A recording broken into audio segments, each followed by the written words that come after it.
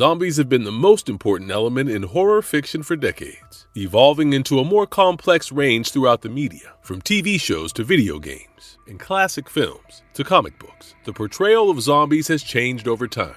There are different types of zombies, and they differ based on their traits, strengths, and vulnerabilities, which affect their stories. Here, we will explore 15 different types of zombies and examine their personalities, powers, and appearances from different cultures. Before we go into our explanation, we have a very small request. If you like our content, please support us by subscribing to our channel. This is a small click for you, but for us, it means a lot. Thank you. Let's begin.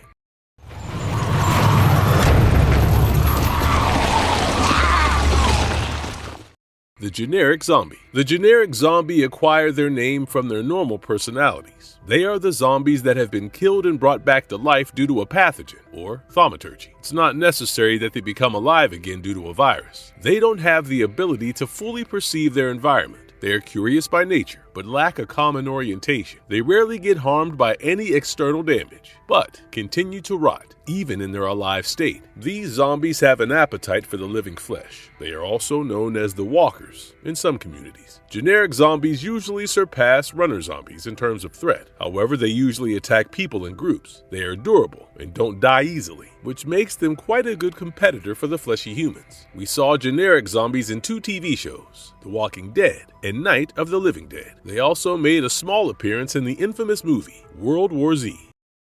Runner zombies. Runner zombies have the ability to run at a very fast speed. They are also known as the infected, sprinters, and rage Zeds. Researchers believe that runner zombies' sprinting ability is so highly developed that it's difficult to categorize them in the zombie category. Their ability to turn humans is quite quick. It is suggested that a survivor shouldn't try to run faster than these zombies because they wouldn't be able to beat them. The researchers also have observed that the runner zombies are premature zombies and haven't completely turned yet. This complicated the matter for the survivors, as runners possess both human and zombie traits. One can beat a runner zombie by destroying their legs completely. They can sever the bones, legs, and major muscle groups to outscale them. Runners, when compared to the Stalker's class of zombies, don't match up in the parameters of cunningness or shrewdness. However, everything works for the runners as long as they are running. Usually the runners are shown as a special case of zombies in the stories. These zombies usually come off as a surprise to the survivors, as zombies are usually portrayed as slow, sluggish beings. This definitely creates a situation of panic and eventual loss of lives due to a lack of quick, comprehensible combating. A sure-shot way to kill them is definitely a headshot. However, repetitive wounding to the chest, thirst, starvation, and bleeding out are some other ways survivors can take a step ahead in the game. Sprinters have been seen until now in the World War Z movie, and others, such as Dawn of the Dead, 2004, 29 Days Later, Zombieland, Z-Station, and Wreck 2. For video game lovers, these zombies have made their special appearance in Left 4 Dead. A society gone mad. Romero zombies. These zombies have come into existence due to the works of George A. Romero. George had a vision for the zombies and wanted to pave the pathway for a realistic zombie. The Romero zombie falls parallel to the generic zombie in most ways. He has worked on his zombie feature in a manner to adapt modern consciousness into it and also shape the term more prominently. The Romero zombies are slow, less intellectual, and are responsive towards sound and light. They possess a huge appetite for living flesh and die in similar manners to others by having their brains popped off. In the case of Romero zombies, George has shown the turning process of zombies in a different manner. He has emphasized the dying of a person to turn into a zombie more than the bite itself. He has kept the importance of a zombie bite restricted to a disease that is communicated to another via bite. However, the zombification isn't activated until a person actually dies in real life. This portrayal has similarities to Kirkman zombies. However, Romero zombies run up Kirkman's in their ability to constantly evolve and adapt. They also have the intelligence to perceive their surroundings and understand the consequences of their actions. They can also remember stances from their past lives, which gives them a human touch. In Day of the Dead, Bub suddenly remembers how a toothbrush and razor work, signaling his ability to remember things. This is amazing. He knows what it is. Smart zombies. Smart zombies have the highest scary element amongst all the zombies. The primary reason behind this ability is their problem-solving skills. They don't necessarily turn around because of small obstructions and somehow manage to break through even the trickiest of situations. They possess the ability to even handle the tools and weapons. Let's not forget, we are talking about zombies here, the dead following beings. They are smart and shrewd and lead the others towards survivors with plans to attack, sometimes even putting traps to capture these survivors. Their origin and their powers haven't really been pinpointed to a source and remain unknown. They are tactical and quite adaptive in nature, which gives tough competition to the survivors. Horde masters are the ones who rise up to lead the horde of smart zombies. They are quite rare, and the process of becoming a leader is unknown to the survivors. The leaders use different tactics to direct the horde of undead, such as groaning, moaning, or making distinct gestures. Their authority beams in their every action and usually targets a particular survivor or a group to direct the attack. The group, which consists of a leader, increases the authority and stature of that horde. Usually, it's suggested to survivors to avoid coming across these groups, as it can lead to their disastrous consequences.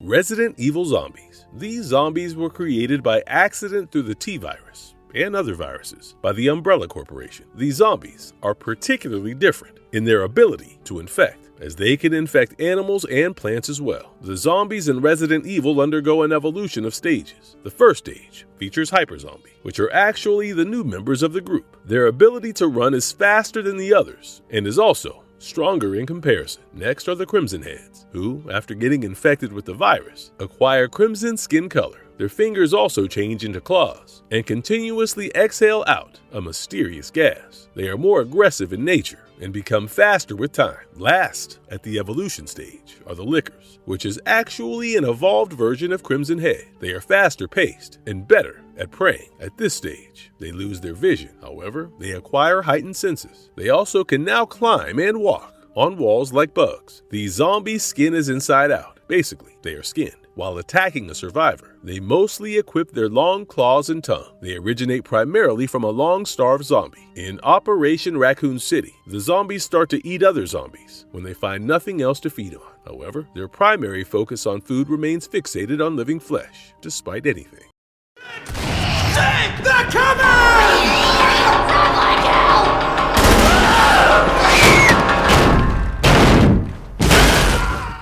Stalker zombies. These zombies are also called the Ferals, or the Hunters. They are highly predatory in nature. They are smart, quick, and love to remain in the shadows and attack survivors in a flash. They usually move on all their fours. However, the reason behind this choice is still unknown. There are sources that have claimed the deterioration of their brains as a cause for their animal-like behavior. It is not easy to gun down these zombies, as they are quite flaky and fast, but not as fast as the runner zombies. They remain mostly hidden in less visible areas, and usually pounce on anything living because of their low intelligence levels. They avoid attacking zombies of their kind.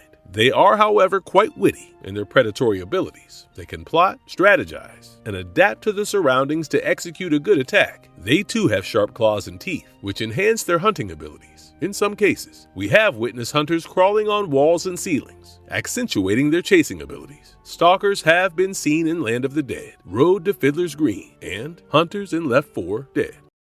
Zombie Rules Zombies / Evolving Zombies. These zombies appeared in the Zombie Rules series by David Accord. These types of zombies are quite similar to Romero zombies, as shown initially in the series. Their movement is quite slow, and their intellectual ability is also quite low. They don't have much of an appetite for human flesh. In the series, they were initially shown to be healing and then evolving. When the characters investigated these zombies, they learned that their digestion has become active again, and they are also seeking shelter in different weather. Their communication, although consisting of just signs and growling, had begun again. Two characters who had major developments were Big Bastard and Peggy. The former one used to show tactical thinking, planning, and plotting against those who harmed him. He was able to lead the other zombies and urge them to perform in a unified attack. Peggy, on the other hand, showed further signs of thinking. She was also able to remember her husband just before dying. Her presence and awareness were quite better than the other zombies. She could easily perceive if a gun was being pointed at her, and she'd signal for help instantaneously. The survivors were left confused by her behavior and tried to pin down the mutations in her brain as the primary reason. These zombies also moved in herds, and not randomly in a group. The survivors also learned that there might be a leader who controls others via telepathy.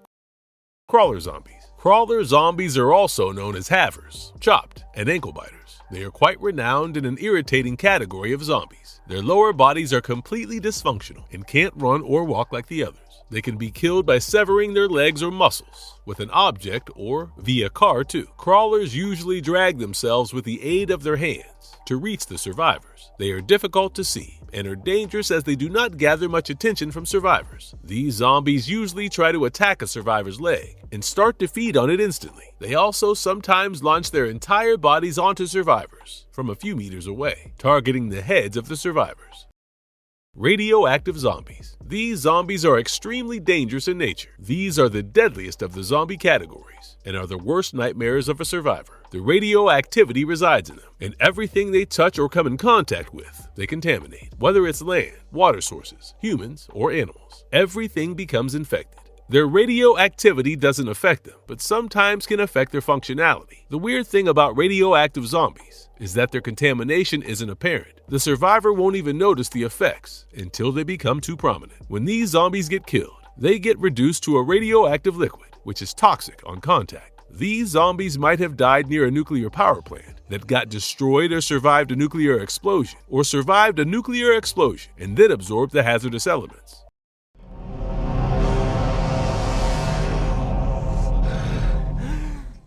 Nazi zombies. Nazi zombies are actually the Nazi German soldiers and civilians who got infected with element 115, or the latest called Moscovium. It is one of the most dangerous radioactive elements. Among the list of Nazi German soldiers, Imperial Japanese, Soviet Russian, American, and Vietnamese are also included. This element also affects dogs, and it enhances the ability to mutate and grow strong in a much quicker way. When killed, they release Nova 6 toxic clouds, which are quite dangerous. Unless one shoots them with a headshot or is stabbed, killing them is quite risky. Nazi zombies have made appearances in several movies, such as Dead Snow, Shockwaves, Zombie Lake, Horrors of War, Frankenstein's Army, Oasis of the Zombies, and The Frozen Dead.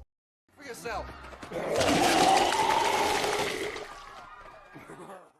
Pukers/vomitors. Vomitors and pukers are similar to the spitters category of zombies. They have a variety of attacks lined up, particularly in this case, vomiting. The intensity and range of vomit vary from zombie to zombie, such as doing it from a roof to doing it from a great height. Their most precious weapon is their stomach secretions. Other attacks include secretions that end up restricting and slowing down the survivor's movement. Their secretions also sometimes end up attracting the other zombies to their position. They have inflated bodies and mouths that are anatomically altered. They are quite contagious and spread infections here and there all the time, even after dying. Their bodies are toxic and continue to release hazardous substances that affect the survivors. When vomitors are destroyed, they release noxious clouds, which are detrimental to the bystanders. Talking about projectile vomit, it's not primarily dangerous. Its main function is to spread function to others. Apart from that, it has an irritating substance, which leads to infection in the eyes and mouths of survivors. Their clothes are usually drenched in vomit, and their movement is slow and weak. One of the common signs a vomiter is nearby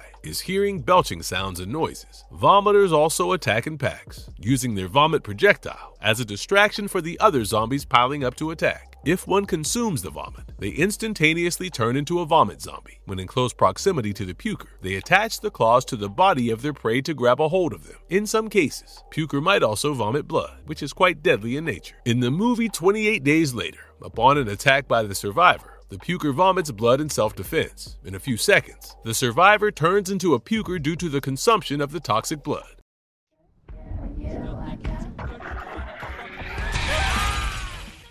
Screamers. Screamers are famous for making an extremely loud wail that gathers the attention of the surrounding zombies. They rarely attack survivors directly and jump on them.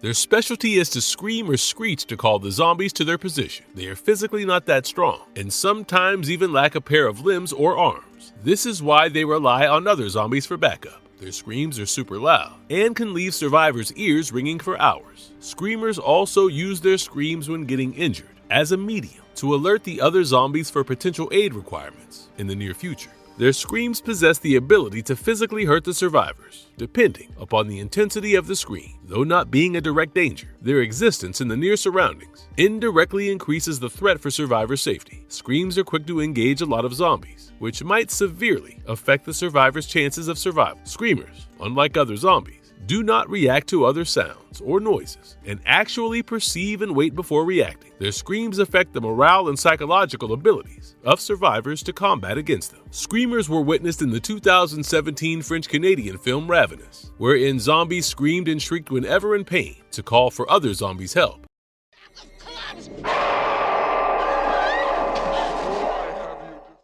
Deadite zombies. These zombies' originating source still remains unknown. Any life form is not protected by the Deadite zombies. These are actually demonic in nature and were placed in Evil Dead movies. Whenever a person is infected with the Deadite zombie, a demon gets surcharged in their body, and the demon completely takes over their mind. The survivor becomes completely under the control of the demon, but can still access his memories and behaviors. Deadites are also connected to each other through a hive mind, which makes them a part of the common consciousness. Since their number is quite large, it's practically defending yourself against the whole lot when confronted.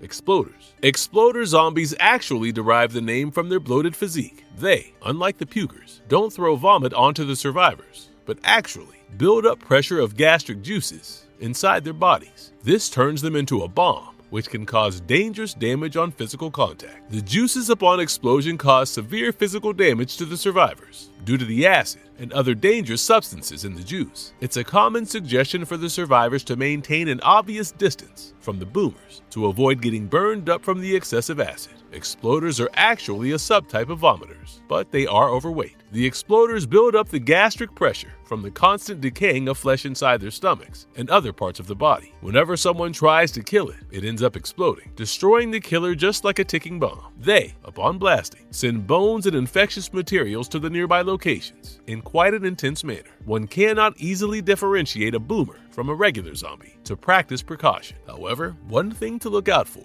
is looking for abdominal bloating. Their non-difference in physical characteristics makes exploders all the more dangerous and threatening for the survivors. In Dead Island, exploders were shown quite differently and were easily identifiable. They had blisters all over their body, which were filled with methane, and the obvious bloating on their abdomen. These zombies are quite sorrowful in the fact that they sometimes are seen pleading with the survivors to end their misery.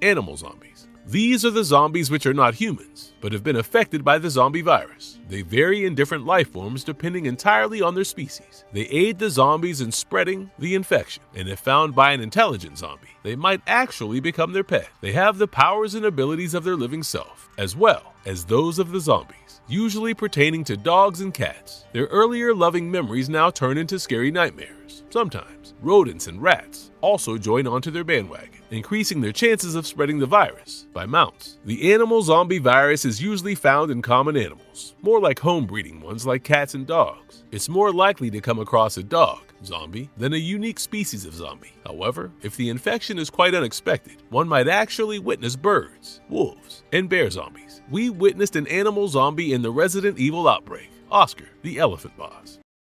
Marvelous verdict. Zombies can be surely scary, but they do show us where our fears and weaknesses lie. We've seen a variety of zombies, from distinct animal zombies to horrifying radioactive zombies. Each type is a new challenge for the survivors to combat against. Their origination is different and sometimes even difficult to comprehend. They might be a byproduct of radiation, a wrong science experiment, or contamination. However, one thing is for sure, they do continue to haunt and scare us with their presence. And if you liked our content, don't forget to leave a like and subscribe to us if you haven't already. Have a good one and be safe. Thanks everyone.